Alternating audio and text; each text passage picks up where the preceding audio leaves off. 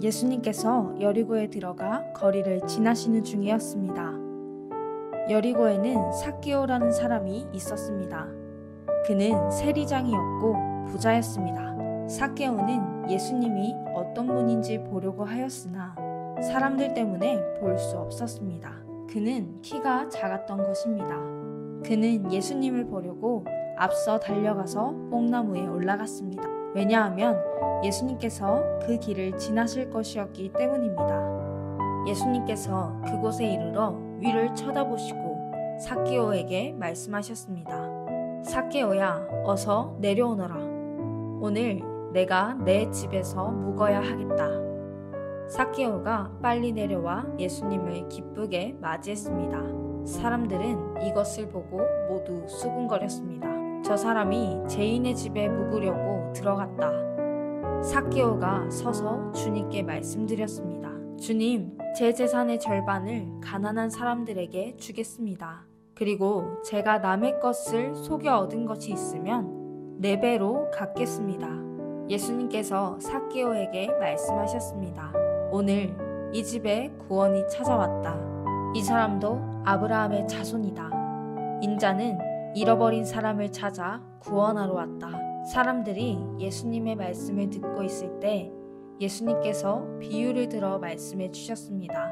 이 비유를 드신 것은 예수님께서 예루살렘에 가까이 오셨으므로 사람들이 곧 하나님 나라가 나타날 것으로 생각하였기 때문입니다.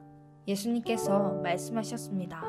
어떤 귀족이 왕위를 받아오려고 먼 나라로 가게 되었다. 그는 10명의 종을 불러 한 문화씩 10문화의 돈을 나누어 주면서 말했다. 내가 돌아올 때까지 장사를 하여라. 그러나 그들은 그를 미워하여 일사를 뒤따라 보내어 왕위를 줄 사람에게 말을 전하였다. 우리는 이 사람이 우리의 왕이 되는 것을 원하지 않습니다. 그러나 그 귀족은 왕위를 받아가지고 돌아와서 돈을 맡겼던 종들을 불러 장사를 어떻게 했는지 알아보려고 하였다. 첫 번째 종이 와서 말했다. 주인님, 주인님의 한 문화로 10문화를 만들었습니다. 왕이 그에게 말했다. 잘하였다, 착한 종아. 내가 아주 적은 일에 충실하였으니 내게 10마을을 맡기겠다. 두 번째 종도 와서 말했다. 주인님, 주인님의 한 문화로 5문화를 만들었습니다. 왕이 그에게도 말했다. 내게는 5마을을 맡기겠다. 그런데 또 다른 종이 와서 이렇게 말하였다. 주인님, 주인님의 돈을 보십시오. 내가 이것을 수건에 싸두었습니다. 주인님은 엄하신 분이라 제가 주인님을 두려워하여 그렇게 했습니다. 주인님은 맡기지 않은 것을 가져가고 심지도 않은 것을 걷어들이십니다. 그러자 주인이 그에게 말하였다. 이 악한 종아, 내가 한 말로 너를 판단하겠다. 너는 내가 맡기지 않은 것을 가져가고 심지도 않은 것을 걷어들이는 엄한 사람으로 알았느냐? 그렇다면 왜 내 돈을 은행에 맡기어 내가 돌아왔을 때 이자와 원금을 받게 하지 않았느냐?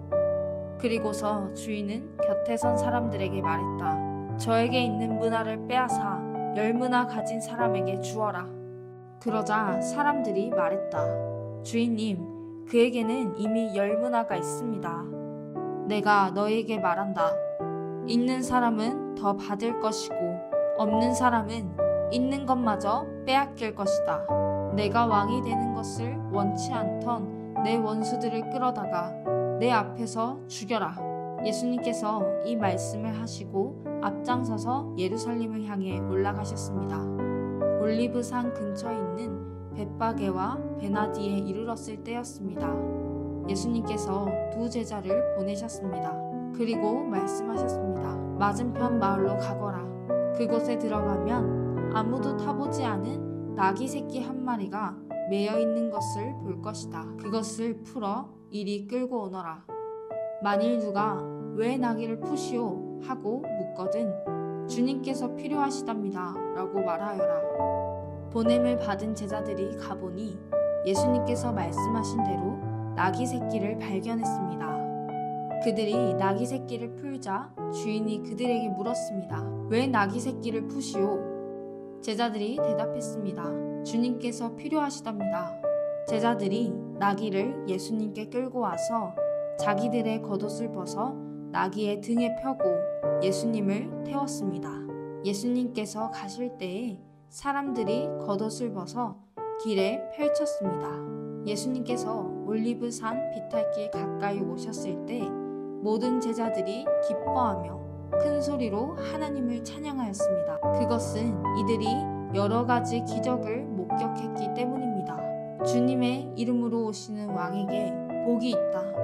하늘에는 평화, 가장 높은 곳에는 영광. 그러자 사람들 사이에 있던 몇몇 바리새파 사람들이 예수님께 말했습니다. 선생님, 제자들을 꾸짖으십시오. 예수님께서 대답하였습니다. 내가 너희에게 말한다. 이 사람들이 잠잠하면 돌들이 소리를 지를 것이다. 예수님께서 예루살렘에 가까이 오셔서 그 도시를 바라보시고 눈물을 흘리셨습니다. 그리고 말씀하셨습니다. 오늘 내가 평화의 길을 알았더라면 좋았을 텐데, 그러나 지금은 이것이 너에게 감춰져 있다. 내 원수들이 너를 향해 흙덩이를 쌓고 너를 에워싸고 사방으로 포위할 때가 올 것이다. 그리고 너를 짓밟고 너와 함께한 내 자녀들도 짓밟을 것이다. 또한 돌 위에 다른 돌 하나라도 남지 않게 할 것이다. 이는 하나님께서 찾아온 때를 내가 깨닫지 못했기 때문이다. 예수님께서 성전에 들어가 장사하는 사람들을 내쫓기 시작하셨습니다. 그리고 그들에게 말씀하셨습니다. 내 집은 기도하는 집이다 라고 성경에 쓰여 있는데 너희는 이 집을 강도의 소굴로 만들었다. 예수님께서 날마다 성전에서 가르치셨습니다. 그러자 대제사장들과 율법학자들 그리고 백성의 지도자들이 예수님을 죽이려고 하였습니다. 그러나 모든 백성들이 예수님의 말씀을 열심히 듣고 있었으므로 예수님을 죽일 방법을 찾을 수 없었습니다. 예수님께서 성전에서 사람들을 가르치시며 복음을 전하고 계셨습니다. 그때 대제사장들과 율법학자들이 장로들과 함께 예수님께 왔습니다. 그리고 예수님께 말하였습니다. 당신이 무슨 권한으로 이런 일을 하는지 우리에게 말해주시오. 누가 이런 권한을 당신에게 주었소? 예수님께서 그들에게 대답하셨습니다. 나도 한 가지 물어보겠다. 내게 말하여라. 요한의 세례가 하늘로부터 왔느냐? 아니면 사람에게서 왔느냐? 그들이 서로 의논하며 말했습니다.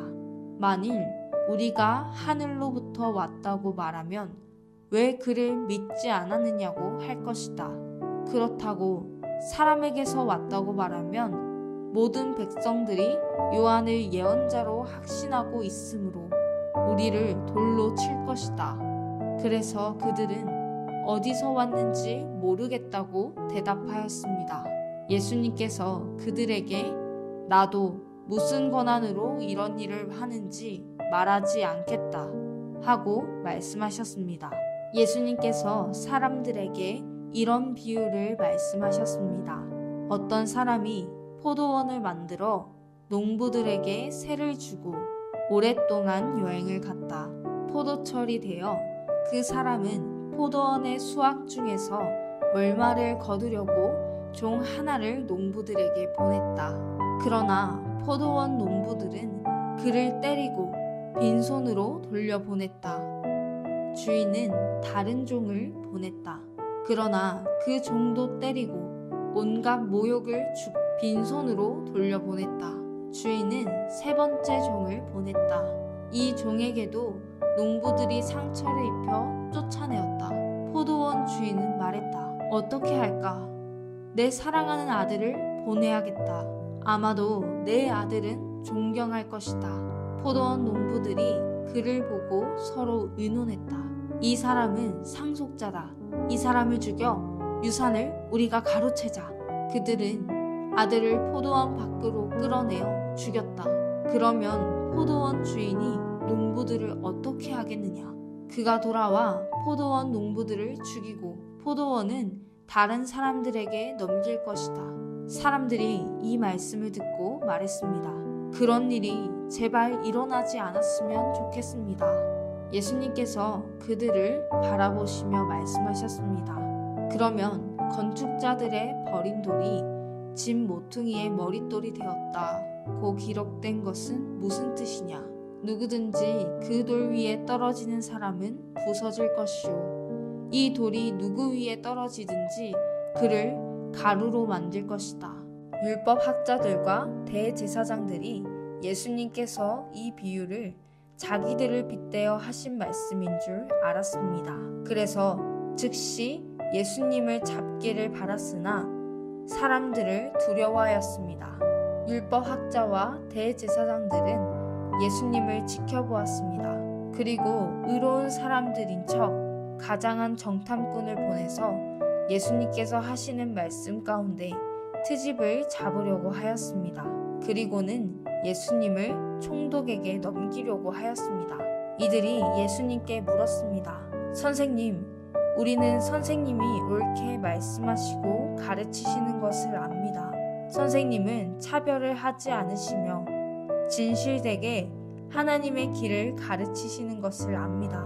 우리가 가이사에게 세금을 바치는 것이 옳습니까? 옳지 않습니까?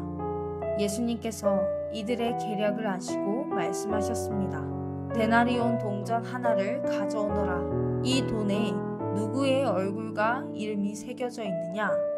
그들이 대답했습니다. 가이사의 것입니다. 예수님께서 그들에게 말씀하셨습니다. 가이사의 것은 가이사에게, 하나님의 것은 하나님께 바쳐라. 그들은 사람들 앞에서 예수님의 말씀을 트집 잡을 수 없었습니다. 오히려 예수님의 대답에 놀라서 말문이 막히고 말았습니다. 부활이 없다고 하는 사두개파 사람들 가운데 몇몇이 예수님께 왔습니다.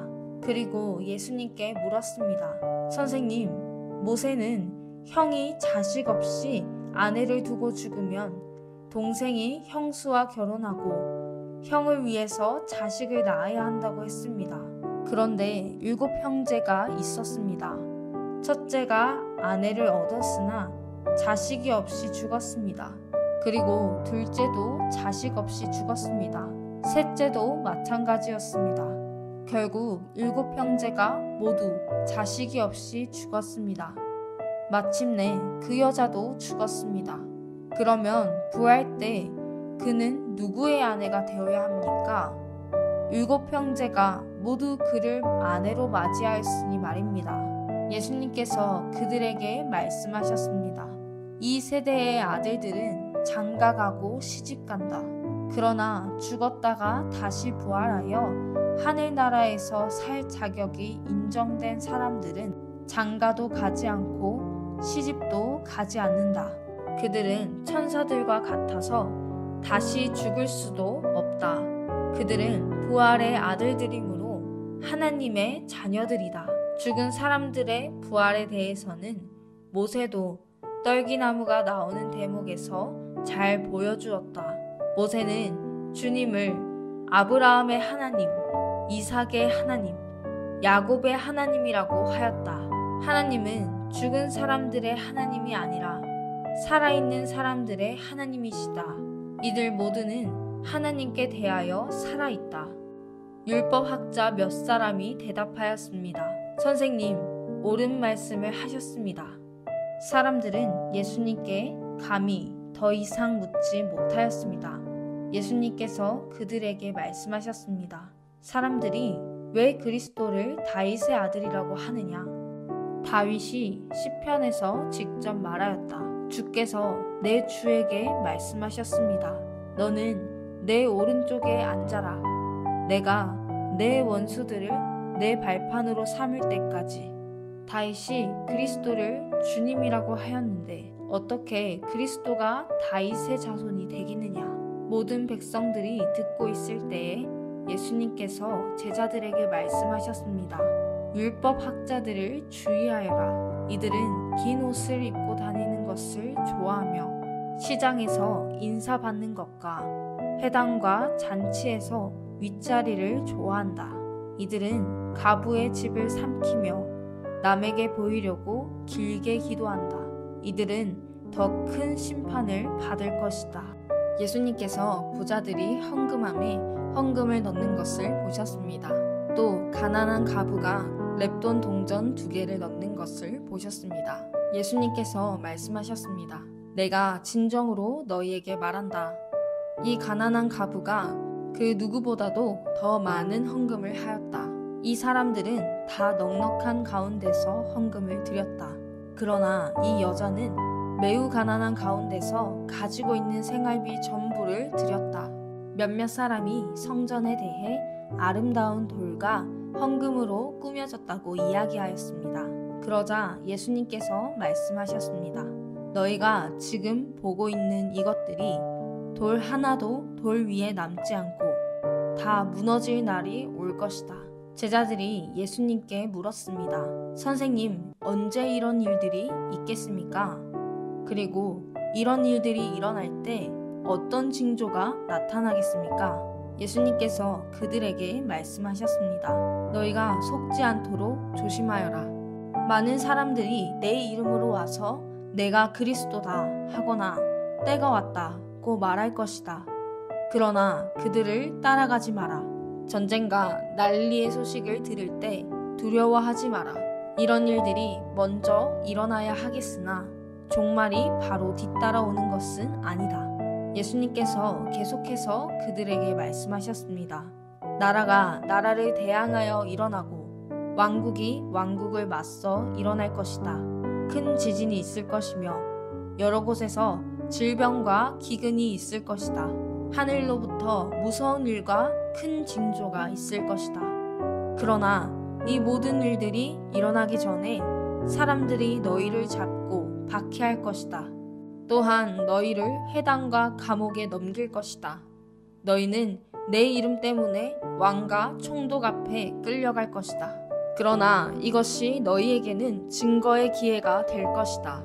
너희는 변론할 말을 미리 준비하지 않겠다고 마음에 결심하여라. 내가 너희에게 말과 지혜를 주어 너희 원수 가운데 그 누구도 너희를 맞서거나 반박하지 못할 것이다.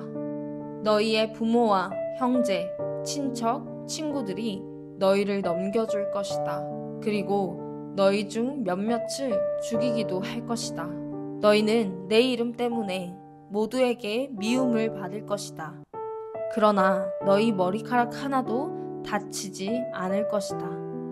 너희는 인내함으로 생명을 얻을 것이다. 예루살렘이 군대에 포위당한 것을 보면 예루살렘의 파괴가 곧 다가왔다는 것을 깨달아라. 그때에 유대에 있는 사람들은 산으로 도망하여라. 예루살렘 안에 있는 사람들은 빨리 빠져나가거라. 시골에 있는 사람들은 예루살렘 안으로 들어가지 마라. 그것은 이 날이 바로 징벌의 날이기 때문이다. 기록된 모든 것이 이루어질 것이다. 그날에는 임신한 여자와 아기에게 젖을 먹이는 여자에게 화가 있다. 땅에는 큰 고통이 닥치겠고 진노가 이 백성에게 내릴 것이다. 그들은 칼날에 쓰러질 것이며 여러 나라의 포로로 붙잡혀 갈 것이다. 이방인의 때가 끝날 때까지 예루살렘은 이방인들의 발에 짓밟힐 것이다. 해와 달과 별들에게서 징조가 있을 것이다. 땅에서는 민족들이 바다와 파도의 소리에 당황할 것이다. 사람들은 세상에 닥칠 일을 예상하며 두려워하고 기절할 것이다. 이것은 하늘에 있는 권세가 흔들릴 것이기 때문이다. 그때 사람들은 인자가 구름을 타고 능력과 큰 영광으로 오는 것을 볼 것이다. 이러한 일이 일어나기 시작할 때 일어서서 너희의 머리를 들어라. 이는 너희의 구원이 가까이 오고 있기 때문이다. 예수님께서 이런 비유를 말씀하셨습니다. 무화과 나무와 다른 모든 나무들을 보아라. 잎사귀가 돋는 것을 보면 너희는 여름이 가까워 왔다는 것을 알 것이다. 이와 같이 너희도 이런 일들이 일어나는 것을 볼 때 하나님 나라가 가까운 줄 깨달아라. 내가 진정으로 너희에게 말한다. 이 세대가 다 지나기 전에 이 모든 일들이 일어날 것이다. 하늘과 땅은 없어질지라도 내 말은 결코 없어지지 않을 것이다. 내 마음이 방탕과 술 취함과 삶의 걱정으로 무겁게 눌리지 않도록 하여라. 그 날이 마치 덫처럼 갑자기 내게 다가올 것이다. 그날은 온 땅 위에 살고 있는 모든 사람에게 다가올 것이다. 일어날 이 모든 일들을 피할 힘을 얻고 인자 앞에 서기 위하여 항상 기도하며 깨어 있어라. 예수님께서 낮에는 성전에서 가르치시고 밤에는 밖으로 나가셔서 올리브라고 불리는 산에서 지내셨습니다. 모든 사람들은 아침 일찍 일어나 예수님께 말씀을 들으려고 성전으로 나왔습니다.